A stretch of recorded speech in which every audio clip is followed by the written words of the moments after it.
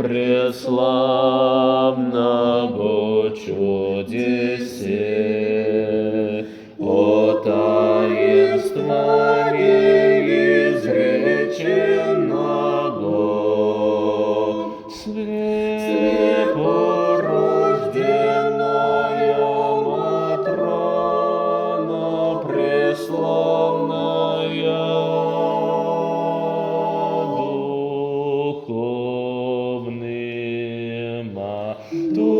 духовныма очима волю Божию прозирающая, тайная душ человеческих зрим, тайная душ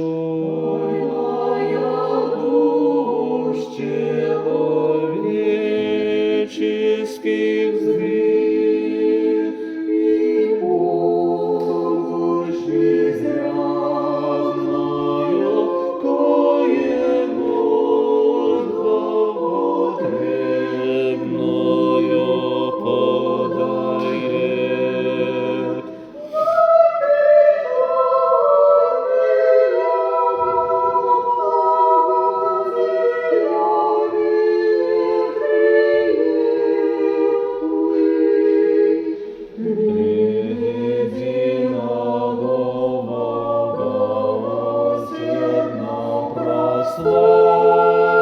Прославит и достойною хвалу Ему